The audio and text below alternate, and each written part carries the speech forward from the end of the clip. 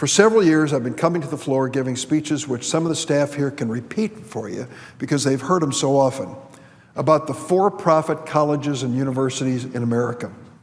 And I always preface my talk about these for-profit colleges and universities by saying I'm going to give you three numbers that are going to be on the final.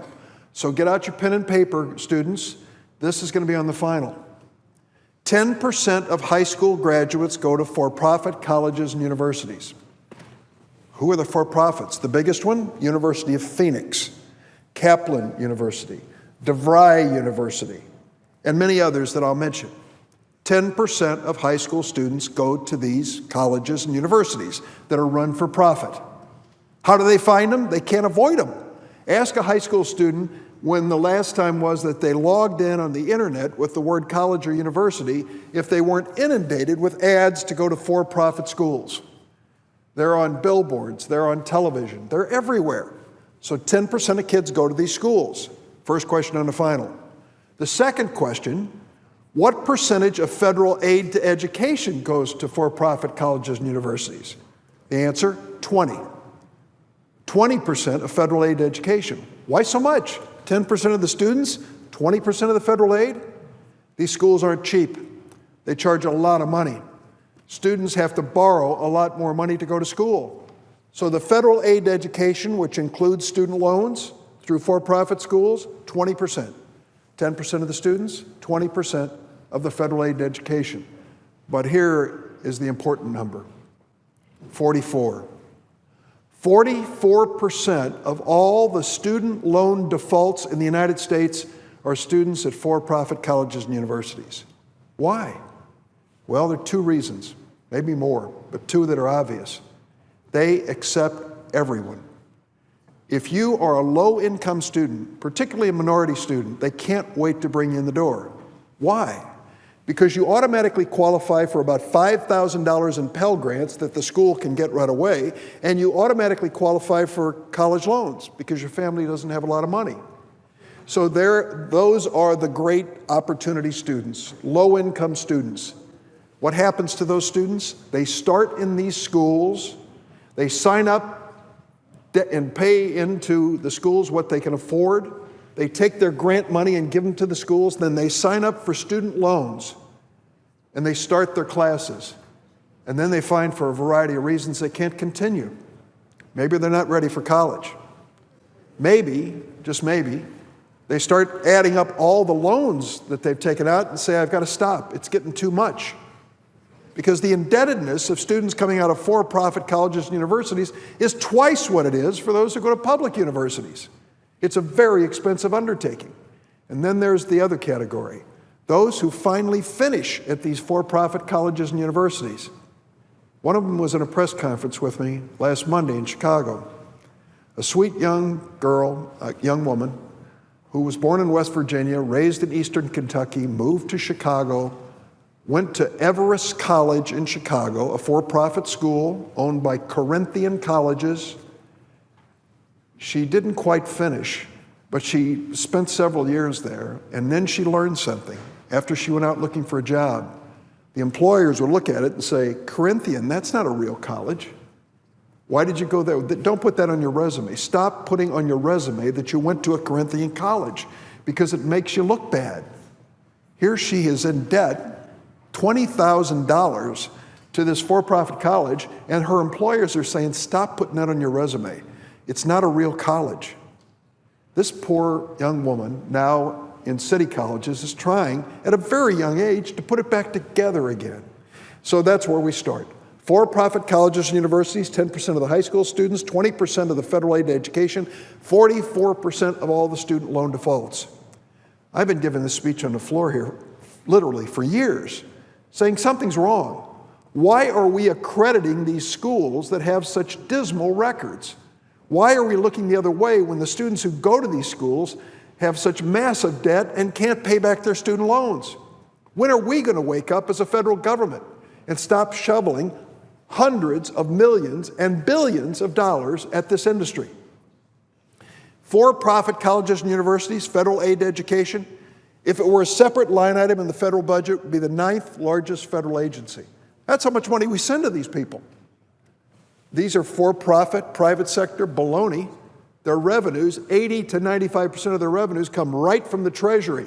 This is the most heavily subsidized industry in America. But now something's happening, historic. Corinthian College, one of the largest for-profit colleges and university, announced its bankruptcy last week. And that isn't the end of the story. Yesterday, Career Education Corporation, headquartered in my home state of Illinois, announced it would teach out, which means close, its 14 Sanford Brown institutions across the country and online. This follows the decision to close its Harrington College of Design in Chicago and to look for a buyer for its Le Cordon Bleu culinary schools. Ever heard of those? I can guarantee you high school kids have heard of them. I've run into students at these places.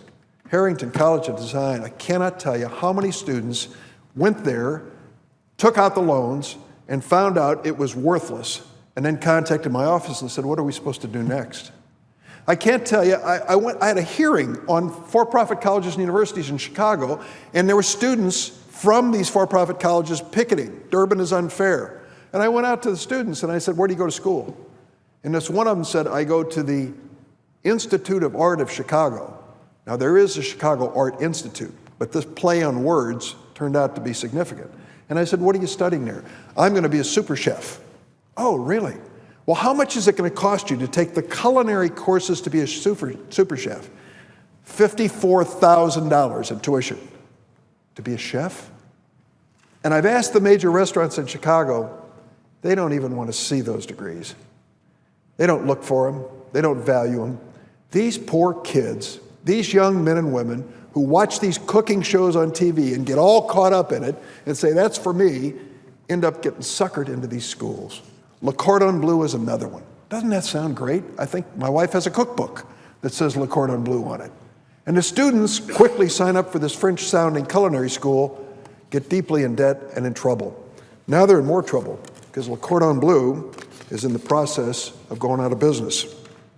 In public statements about their decision, CEO Ron McCray of Career Education Corporation blamed a more difficult higher education environment and challenging regulatory environment. You know what the challenge is? The Department of Education is finally challenging these schools when they say to the department, oh, our kids all get jobs. When they graduate, they all get jobs. When they challenged Corinthian College, you know what they found out? Corinthian College graduates would be employed, check the box, after they graduate for about 30 days. Corinthian had cooked a deal with employers to hire their graduates for 30 days, and they paid them to do it. And they were caught red-handed and eventually went out of business. Fraud. Fraud in reporting to the government, fraud on the taxpayers, leading to the collapse of Corinthian College. Career Education Corporation, incidentally, is under investigation, this for-profit school, by 17 different state attorneys general relating to recruitment practices, graduate placement statistics, among other things. In 2013, this bunch, Career Education, settled with the New York Attorney General for $10 million. The company is on the heightened cash monitoring list, meaning they're suspect, of the U.S. Department of Education. What else happened yesterday? This is all within the last 2 weeks. Education Management Corporation, EDMC, announced that it was going to close 15 of these Art Institute campuses. Remember that one I told you about? $54,000 tuition to become a cook? They were going to close 15 of these campuses, including one in Tinley Park, Illinois. They have been financially faltering for some time. They recently tried to do a debt restructuring, apparently didn't work. They're currently being sued by the Department of Justice for False Claims Act violations. The Justice Department alleges that this one, Education Management Corporation, falsely certified compliance with provisions of the federal law that prohibit a university from paying financial incentives to its admission staff tied to the number of students they recruit. We made it a law that said you can't pay a bounty for bringing in kids and signing up in the school. They did it anyway. In addition, the company's under investigation, this one, by 17 state attorneys general, just like the other one, related to, among other things, marketing and recruitment. EDMC is also on the suspect Department of Education's heightened cash monitoring list. Now let me say a word about ITT Tech. Now you got to watch the names of these places because they sound like real schools. We have an Illinois Institute of Technology that is a real university, one of the best in the nation, one of the best in the world when it comes to engineering and science.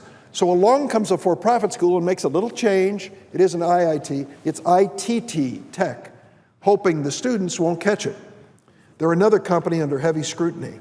They've been sued by the Consumer Financial Protection Bureau for predatory lending to students.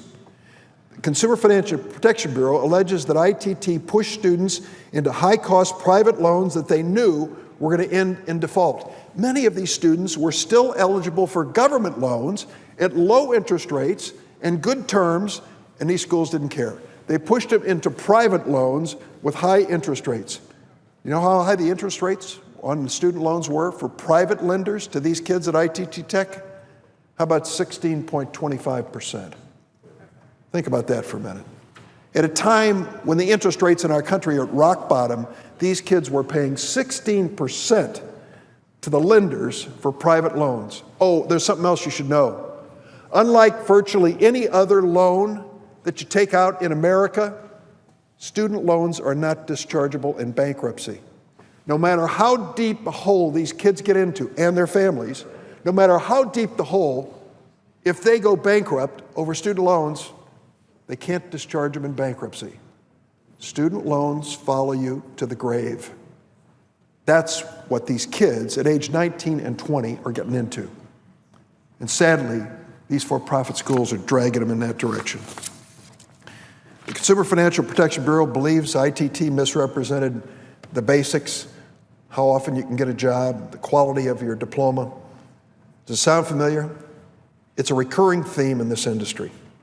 ITT is under investigation by everybody in sight. 15 state attorneys general, the Securities and Exchange Commission, the New Mexico Attorney General, and the Department of Education's heightened cash monitoring list. What happens when these schools go bankrupt? When they teach out and finish? Well, Corinthian ended up closing the campuses, and now the students who are in debt because they went to school there have an opportunity. They can walk away from the credits that they earned at a Corinthian college and then walk away from their college debt associated with them if the Department of Education approves it. But for some of these other students, they won't be so lucky. They will have ended their education at these worthless schools and have a mountain of debt to show for it, and the school goes out of business. This isn't fair. There comes a point where we're supposed to step in. The government is supposed to step in. This is our money. Hundreds of millions of dollars from taxpayers going to these rotten schools that are abusing children, leaving them deeply in debt, and then going out of business. Oh, and you shouldn't be surprised. The CEOs of these schools, they do quite well. The CEO of Corinthian College who went bankrupt, $3 million a year. Not bad, huh? Not bad for what turned out to be a fraudulent enterprise. That's why this week I joined with several of my colleagues. We sent a letter to the Department of Justice. The Department of Education said, we don't know how to go after these individual wrongdoers at these for-profit college corporations. So we said to the Attorney General, we hope you will investigate this. Take a look at it. If you cheat on your income tax or you defraud the government, you're going to be held responsible for it. Why shouldn't these people, who took hundreds of millions of dollars, not only from federal taxpayers, but at the expense of students now burdened with the debt of their schools, also be investigated? I think it only stands to reason they should be.